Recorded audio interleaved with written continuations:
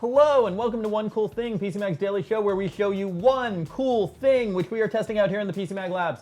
I am Sasha Sieg and this is Victoria Song.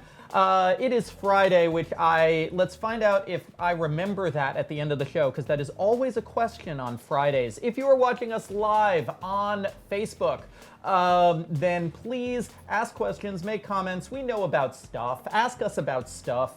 Social Pete here will relay your questions about stuff to us and we'll have a dialogue. If you are watching us later on YouTube, please like and subscribe. We have a new One Cool Thing every weekday on the PC Mag YouTube page. It's a different kind of thing every day, so if this is not the kind of thing you are into, check back every day and it could be your thing that day. But today, the thing is here. This. And I mean, man, that just looks like a watch. Why are we reviewing it? Because it's more than just a watch. It is a hybrid analog watch. This is the Misfit Path. So it is technically a smartwatch and tracker. So the Misfit Path is our device today. It is a smartwatch that looks like an analog watch. Now, when you say hybrid analog, Yes. what does that mean? So hybrid analog is a category of smartwatches where it's exactly like you say, they are a smartwatch, but they look like a regular watch. So they tend to be a little more limited in functionality. Like, you're obviously not going to be able to read your text on screen, although you will get notifications from smart notifications. So like when someone texts me, I'll get a little buzz, or like if someone calls me, I'll also get a buzz. And the way that, so Misfit is now under the Fossil umbrella. So a lot of their hybrid analogs work the same way in that I can go into the Misfit app, I can set a contact for a certain time, and when they call or text me, the hands will move to that time, so I'll know who it is. So you could have like a 1 o'clock friend, a 2 o'clock friend, a 3 o'clock friend? Yes, 1 o'clock friend, 2 o'clock friend, 3 o'clock friend, 4 o'clock friend, all the way up to 12, so up to 12. Is there a maximum of 12 friends? I believe so, yeah. Oh, okay. I mean, I don't have 12 people that I would program for this. I only went up to like 6, so... but, you know, ostensibly there's one number for all the days, and then, you know, you can also track your steps, your distance, your sleep, and, yeah, no heart rate, though. Not from the device. The heart rate will come from the app where you stick your finger on the camera and it reads your heart rate that way. So since there's no display, how's the battery life? Battery life is excellent. Battery life is 6 months because it has a coin cell battery. So it has a estimated battery life of 6 months. Once the battery's dead, you just go in and we can take a loin at it. So you can buy a new battery at a CVS. You don't need to worry about recharging it or anything like that. So you just open this up with a coin or however you want to open it up, and then there will be a coin cell battery inside, and then you can just replace it, and voila, you're good for another 6 months. So now, let's go a little deeper into activity. What kind of activity can it detect and track? So this is one of the limitations of a watch that looks like this, or the hybrid analog. You are going to get automatic activity tracking within the app, but it's just going to log it as a general activity based on intensity. So like light walking or moderate activity or vigorous activity, but you can go in and edit it. This is waterproof up to 5 ATM, which means you can take it in the pool. So you can, you know, go in and manually edit it for like tennis. You can manually edit it for basketball, I think baseball, I could be wrong, but swimming is in there. Baseball doesn't involve any actual activity, it's just standing around. Anyway. That was a joke. Okay. Swinging, you know, just any activity. There are some presets that you can go in and edit that for. So it's not going to automatically detect that you're biking or anything like that, but you can go in and edit that. Okay, now this app, what does it sync with? So this syncs with the Misfit app. So it's very well designed. Actually, I have it on my phone. It's really nice to look at. It gives you all the basics, basically. So like, clearly I've not moved around much today. It's currently syncing right now with it. But hey, you just used a calorie. I burned a calorie. Actually, you know, calorie tracking is something that we don't measure with smartwatches and all that stuff because it's impossible to verify. It's just they're all using their own different algorithms based on whatever it thinks your movements are based on who you are, and it's just impossible. So don't trust calorie burn.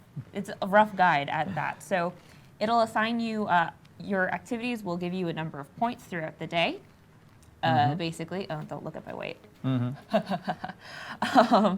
It'll assign you a number of points through the day, and you'll hopefully reach your goal. I'm at 600, which is moderate. That's my goal for like it's moderate activity. And then you can also track your sleep, so you can go and look at your sleep.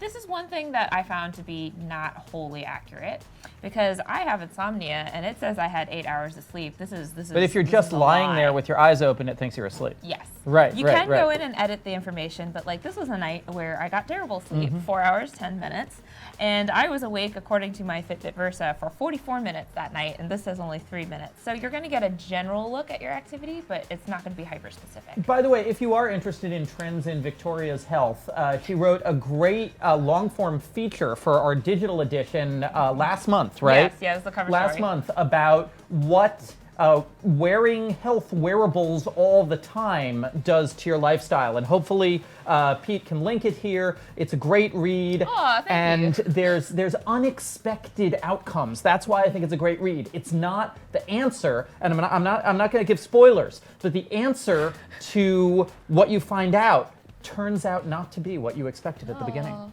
Yes. Let's take some questions. Viewer wants to know whether you prefer this or an Apple Watch. Oh, well, this is that really depends on your lifestyle. I prefer this in some ways because it kind of, if you're looking to disconnect yourself from the endless barrage of notifications, this is preferable. In terms of look, this is really versatile. Without having to swap the bands. Super easy removable bands here. Yeah. Well, they are swappable for a 16 millimeter band, but you don't have to. Like, that's the nice thing about them. You can just wear this. It's really like super functional. Also, this only costs $150, which is super nice.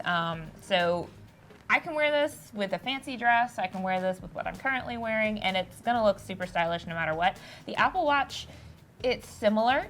In terms of style, it's one of the better looking ones, but it does have a very techie look to it. If you're wearing it, you are signaling something about yourself that you might not be with this. But I think the first point you made is the really salient one, because the Apple Watch is about being constantly connected to everything. Yes. And the Apple Watch is about further increasing your level of connectivity to the internet, even beyond carrying your phone with you. Yeah, that's especially since the Series 3 comes with LTE, so technically you can go phone free. You can just live in your watch all the time. Personally, I find that psychologically draining after a while, and it's just.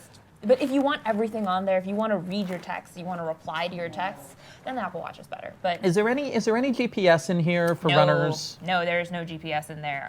That's part of the reason why the battery life is so good. Okay.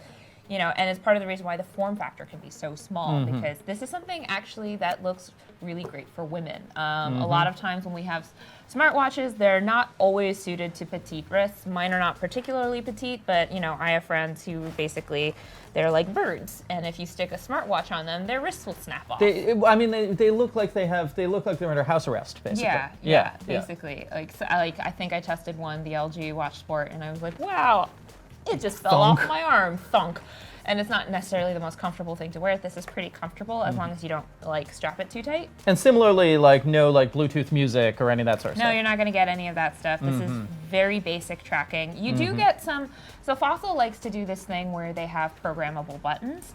So if I press so the top one will show you your activity through the day as it'll go, ooh, you're this far, you're not all the way there yet. So it's not an accurate, it's just a gauge of where you are through the day. But the bottom one you can program so that if I press it once, it'll play my music. If I press it twice, it'll skip to the next track. If I press it 3 times, it'll ring my phone so I can get out of a bad date. Or if you press it 4 times, I've programmed it so it'll take a picture on my phone. Oh, okay. So it's like a selfie button. So those are features that a lot of Fossil umbrella smartwatches will have.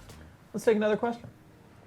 Someone commented that it seems almost like a prototype. Is there something that you would like in a newer generation of this? Is there something I would like? Well, that's the thing about hybrid analog smartwatches. They're not meant to be like super high tech. They're supposed to be pared down. There's supposed to be a pared down, simplified version. You're going to get simplified activity tracking and simplified smart notification. So actually, no. So when you say it looks like a prototype, it's just because it doesn't look. It looks like an analog. It's meant to be sort of something that does have basic tech in it, but doesn't look like it. And now, are there other visual designs of this? Other colors? Other face sizes? There are other, not other face sizes. This is meant to be like really small and compact.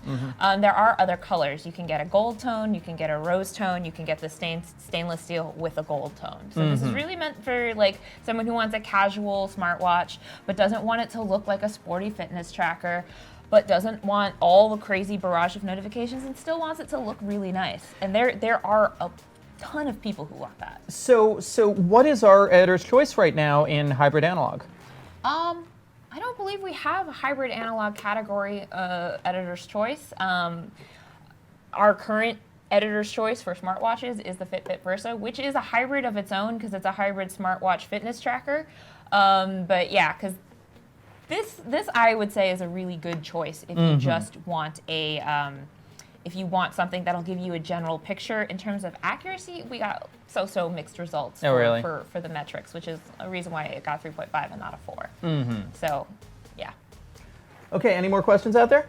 Great. So the Misfit Path is 3.5 because of some issues about pedometer accuracy? Yeah, it wasn't consistent. So a tracker doesn't have to be super accurate. It has to be consistent in its inaccuracy, though, so that you get a baseline every single day. I wore this every day with the Fitbit Versa, and on some days it was only 100 or 200 steps off of that, and other days it was as much as 2,000. So that inaccuracy kind of bumped it down half a star. Okay. So the Misfit Path, a little bit inaccurate in terms of the pedometer. However, in general, a good stripped down hybrid analog smartwatch. Yeah, very good for if you're fashion conscious and you want to just something that's unobtrusive and kind of like invisible on your watch, but still gives you your notifications and still does general tracking. This is a great option for you. Great, $150. The full review is up on PCMag.com. We have a lot of wearables reviews up on PCMag.com. Thank you all for watching. This has been One Cool Thing.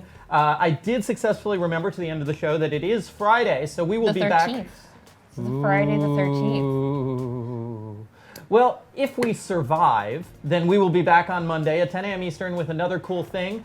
If you are on YouTube, check back every weekday, and we'll have another cool thing for you.